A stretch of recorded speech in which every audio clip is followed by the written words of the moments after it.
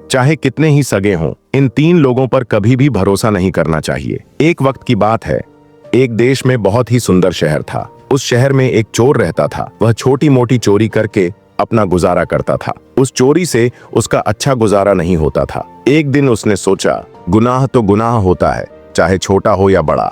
मैं चाहे चोरी छोटी करूं या बड़ी, रहूंगा तो चोर ही। पकड़े जाने पर मुझे सजा तो उतना ही मिलेगी, तो क्यों ना मैं बड़ी चोरी करूं। ऐसा सोचकर उसने राजा के खजाने को लूटने की ठान ली।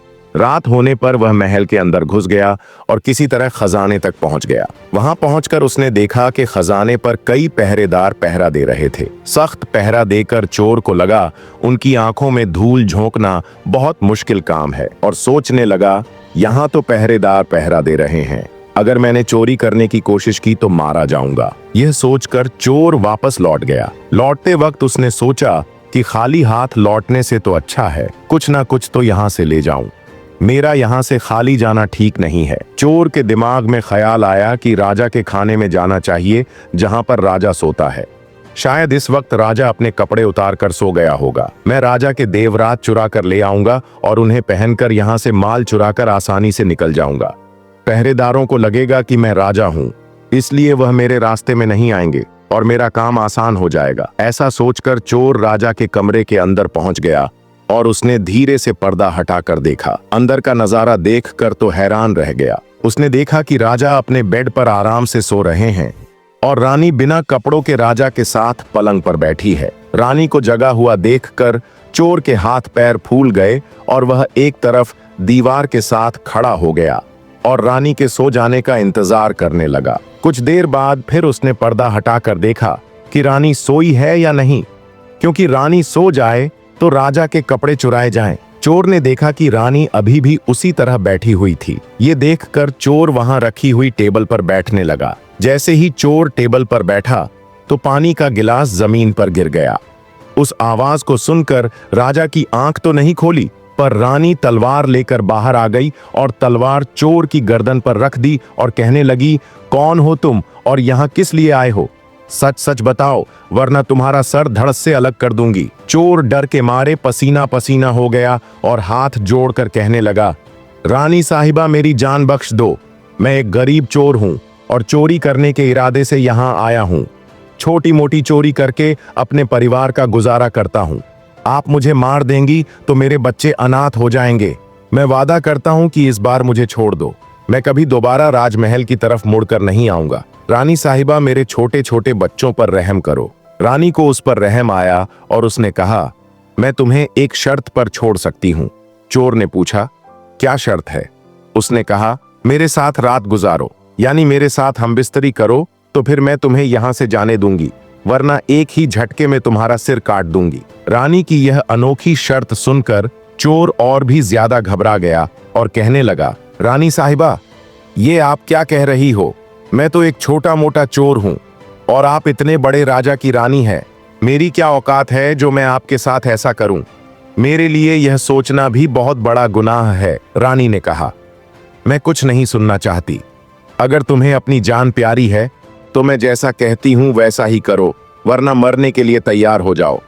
रानी की यह बात सुनकर चोर की जान हलक में अटक गई। चोर सोचने लगा, आज मैं बहुत बड़ी मुसीबत में फंस गया हूं। अगर मैंने रानी की बात नहीं मानी तो भी मारा जाऊंगा, अगर मान जाऊं तो भी मारा जाऊंगा।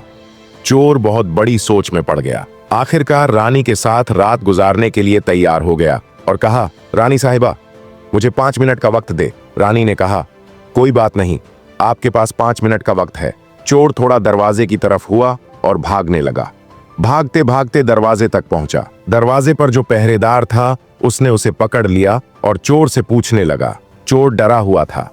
उसने पहरेदार को सारी बात बता दी कि मैं एक चोर हूं और राजमहल में चोरी करने आया हूं, लेकिन रानी ने उसे पकड़ लिया और छोड़ने के बदले एक शर्त रखी थी कि वो उसके साथ एक रात गुजारे, इसलिए मैं वहां से भाग आया।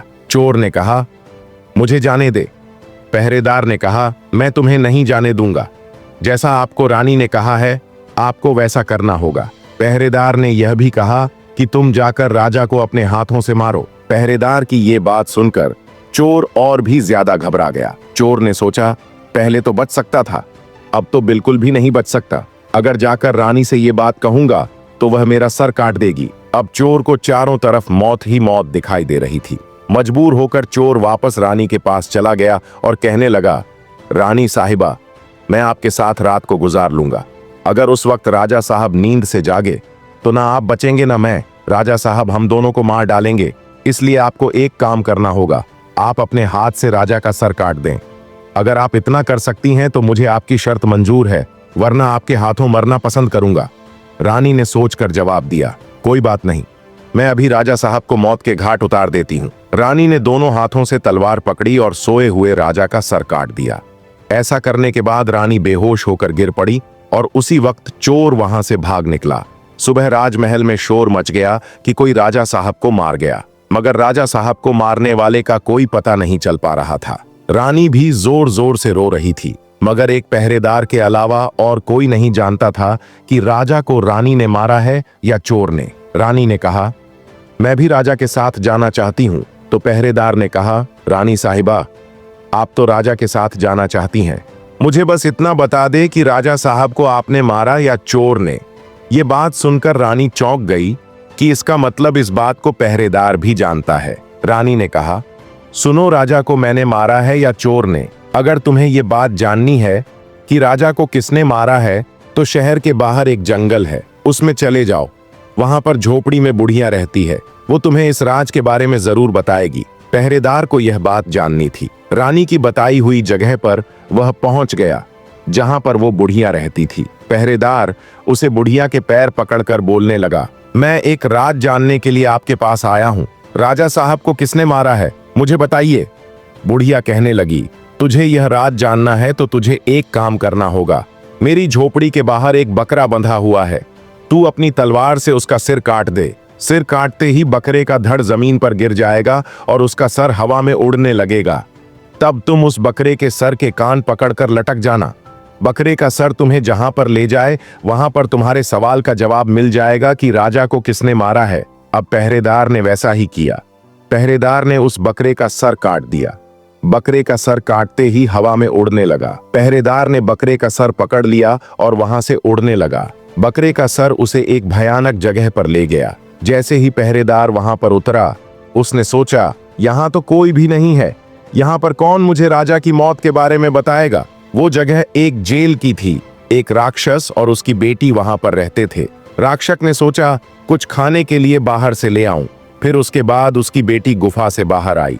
बाहर आकर उसने देखा कि एक हट्टा कट्टा नौजवान खड़ा है। राक्षस बेटी ने सोचा कि मैंने इसे खा लिया तो मेरे एक वक्त की भूख मिट जाएगी। अगर मैंने इसे जिंदा रखा तो यह नौजवान मेरे बहुत काम आएगा। उसकी बेटी ने एक खूबसूरत लड़की की सूरत इख्तियार की और उसके सामने आ गई। इतना खूबसूरत लड़की उसने आज तक पहले कभी नहीं देखी थी। उसने उसे देखते ही उसका दीवाना हो गया। लड़की भी उसे अपनाने के लिए आई थी, इसीलिए उसे अपने गुफा में ले आई और उसके साथ खूब मस्ती की। जब उसके बाप के आने का वक्त हुआ तो उसने उसे मक्खी बनाकर दीवार पर चिपका दिया। राक्षस आया और उसने बेटी से पूछा कि मुझे कोई इंसान की बदबू आ रही है, मुझे लगता है कि कोई आदमी हमारे गुफा में आया है। तब बेटी बहाना बनाकर कहने लगी, हमारे होते हुए कौन यहाँ पर आने की जुर्रत कर सकता है। इस तरह उसने अपने बाप को गुमराह कर दिया और रोज रात को उसे आदमी बनाकर उसके साथ मस्तियां करती और दिन में उसे मक्खी बनाकर दीवार में चिपका देती थी। ऐसा करते करते पहरेदार को काफी दिन गुजर गए। अब उसे अपनी बीवी और बच्चों की याद आने लगी। पहरेदार वहां से रोज निकलने की कोशिश करता, वहां से नहीं निकल पा रहा था। एक रात उसे वहां से भागने का मौका मिला। वहां से भाग निकला। वो वापस अपने घर पहुंच गया। फिर वो अपने घर रहने लगा। फिर एक दिन उस पहरेदार को उस लड़की की याद आई। अब उसको दिन रात उस लड़की के ख्याल आने लगे। उसे लड़की की खूबसूरती उसे सोने ना देती। फिर हर वक्त ये सोचने लगा कि उससे किस तरह मिलूं। फिर उसने उससे मिलने का सोच लिया। पिछली बार तो उस बुढ़िया ने मुझे वहां पर पहुंचा दिया, मैं तो वहां से भाग कर आया हूं, अब तो मुझे रास्ते का भी पता नहीं है। फिर उसने सोचा, क्यों ना मैं उस बुढ़िया के पास जाऊं। फिर वहीं जगह बुढ़िया के पास पहुंच गया और वहीं जाकर कहने लगा, मुझे एक बार वहां पहुंचा दो जहां पर मुझे पहले भेजा था। अब वो राजा का राज जानना भूल गया। अब उसे लड़की का इश्क उसके सर पर सवार था। बुढ़िया ने कहा, पहले तुम मेरे पास एक बकरा था, जिसके कान पकड़कर आप वहां पर चले गए थे, अब तो वो भी नहीं है। अब मैं तुम्हें वहां पर कैसे पहुंचाऊं? पहरेदार ने कहा, ऐसा करो, मुझे वहां तक पहुंचाओ। बुढ़िया ने कहा, एक बात है, आप अपने बेटे को मेरे पास लाए। पहरेदार ने कहा, यह कौन सी बड़ी बात है, मैं अभी ले आता हूं। इतना कहकर पहरेदार अपने बेटे को बुढ़िया के पास ले आया। बुढ़िया ने कहा, जैसे आपने बकरे का सर काटा है, इसी तरह अपने बेटे का सर भी काट दो, फिर इस तरह इसका सर भी हवा में उड़ने लगेगा, फिर तुम उसका सर पकड़ लेना, यह आपको वहां तक पहुंचा देगा। पहरेदार के सर पर लड़की का जुनून सवार था। वो अपने बेटे का सर काटने पर तैयार हो गया। जैसे ही उसने तलवार लेकर बेटे का सर काटना चाहा, तब उसे बुढ़िया ने उसका हाथ पकड़ लिया और कहने लगी, रुको, यही तुम्हारे सवाल का जवाब है। चाहे कितने ही सगे हों, इन तीनों पर कभी भी भरोसा नहीं करना चाहिए। पहले राजा को चोर ने मारा था ना रानी ने, राजा को हवस ने मारा था। जिस तरह लड़की के प्यार में अंधा होकर तू अपने बेटे को मारने के लिए तैयार हो गया। दूसरा, माल के लालच में आकर कोई भी किसी को मार सकता है। तीसरा, औरत का इश्क, फिर बाद में आदमी को जिंदगी भर पछताना पड़ता है। उम्मीद करते हैं आपको यह सुनाई गई कहानी अच्छी लगी होगी। अगर आपको वीडियो अच्छी लगी तो मेरी वीडियो को लाइक कर दें और मेरे चैनल को सब्सक्राइब कर दें।